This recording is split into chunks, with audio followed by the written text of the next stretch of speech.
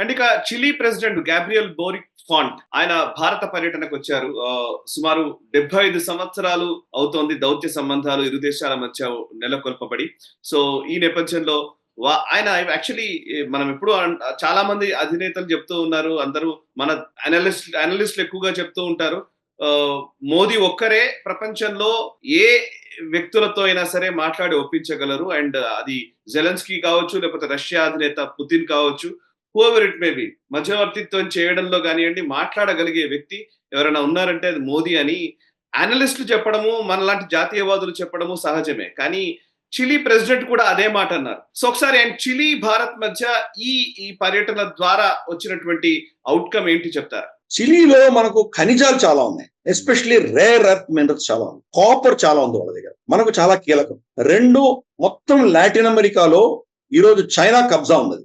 China ఈ అన్ని దేశాల్లో ఇన్వెస్ట్మెంట్స్ పెట్టి బెల్ట్ అండ్ రోడ్ ఇనిషియేటివ్ అనో లేదా ఇతరత్ర అంశాలతో వాళ్ళు కబ్జా చేసి కూర్చున్నారు. మూడు, అక్కడ చైనాకు అమెరికాకు మధ్యలో చాలా గొడవలు జరుగుతున్నాయి. ఈ గొడవలలో ఆ లాటిన్ అమెరికాలో ఉన్నటువంటి దేశాలు నష్టపోతాయి. నాలుగు, చిలీ అన్నది మనం చూస్తే కనుక చాలా వాళ్ళకు వైశాల్యం చాలా తక్కువ ఉంటుంది, కానీ పొడవు చాలా ఉంటుంది. మొత్తం లాటిన్ అమెరికాలో ఉత్తరాన్ని నుంచి దక్షిణం దాకా చాలా పొడవు అయిన దేశం అది. వాళ్లకు అంత క్షమత లేదు, ఎవరి మీద ఆధారపడి ఉండాలి. అంత ఖనిజాలు ఉన్నా కానీ కూడా ఇంకెవరి మీద పడవలసినటువంటి పరిస్థితి వాళ్ళు.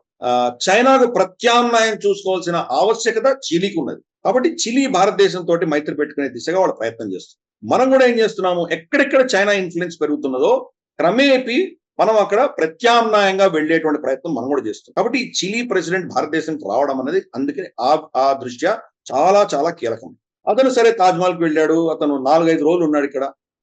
మొత్తం భారతదేశంలో ఉన్నటువంటి ఇండస్ట్రీ బిజినెస్ హెడ్స్ అందరినీ కలిశాడు, అక్కడ పెట్టుబడుల కోసం, ఒక ఆపర్చునిటీస్ కోసం మాట్లాడుతున్నాడు అతను. కాబట్టి ఒక ఆల్టర్నేట్, చైనాకు అమెరికాకు ఆల్టర్నేట్ గా అతను చూస్తున్నాడు. మనకు కూడా లాటిన్ అమెరికాలో ఒక మంచి ఫుట్ హోల్డ్ దొరికే దిశగా, అలాగే ఈ రేర్ ఎర్త్ మినరల్స్, మన ఎలక్ట్రిక్ వెహికల్స్ కావచ్చు, కంప్యూటర్ పెరిఫల్స్ లో వాడేటువంటి బ్యాటరీలు కావచ్చు, వాటికి కావాల్సినటువంటి రా మెటీరియల్ చిలీ దగ్గర నుంచి తీసుకొచ్చే దిశగా మనం కూడా ప్రయత్నం చేస్తాం. అందుకని ఇది ఎంతో కాలంగా ఇటువంటి ఆల్టర్నేట్ మైత్రి గురించి, ఆల్టర్నేట్ రిలేషన్షిప్ గురించి మనం ఎక్కువ మాట్లాడుకోలేదు. ఎప్పుడు చూసినా పెద్ద దేశాలు యూరోపో, లేకపోతే చైనానో, పాకిస్తానో, అమెరికానో ఇటువంటివి మాట్లాడుతున్నాం. కానీ ఈ చిలీ లాంటి దేశం యొక్క ఇంపార్టెన్స్, భారతదేశం యొక్క పురోగతికి ఎంత ఇంపార్టెంటో మనం మన ఎనర్జీ నీడ్స్ కావచ్చు, మన రెన్యూవల్ ఎనర్జీకి సంబంధించి కావచ్చు, అలాగే మనకు కంప్యూటర్, తర్వాత ఈవీ టెక్నాలజీ, స్పేస్ టెక్నాలజీ, దీంట్లో మనకు వాళ్ళ దగ్గర నుంచి మనకు వచ్చే సహాయం కావచ్చు, ఇటువంటివన్నీ కూడా మనం చాలా సీరియస్ గా మనం దాంతో చిలీ లాంటి దేశంతో మనం ఒప్పందాలు చేసుకోవడం వల్ల మనకు లాభం వస్తున్నది. చైనా మీద డిపెండెన్సీస్ అనేది మనం కొంచెం తగ్గించుకోవచ్చు. అలాగే ఆ దేశంలో కూడా మనం చైనాకు ఆల్టర్నేటివ్, అమెరికాకు ఆల్టర్నేటివ్ మనం ప్రొవైడ్ చేయగలిగినటువంటి పరిస్థితి ఈరోజు ఉన్నది. కాబట్టి ఇది కూడా మనకు చాలా పెద్ద పాజిటివ్. ఈరోజు ప్రపంచం అంతా చాలా అతలాకుతలమయ్యి యుక్రెయిన్ గురించో, లేదా మన గల్ఫ్ గురించో, లేదా టైవాన్ చైనా గురించో, ట్రంప్ టారిఫ్ల గురించో సతమతం అవుతుంటే, మనము మైత్రి పెంచుకొని మన ఇన్ఫ్లుయెన్స్, మన నెట్వర్క్ పెంచుకునే దిశగా మనం క్వాయిట్ గా మన పని మనం చేసుకుంటున్నాము.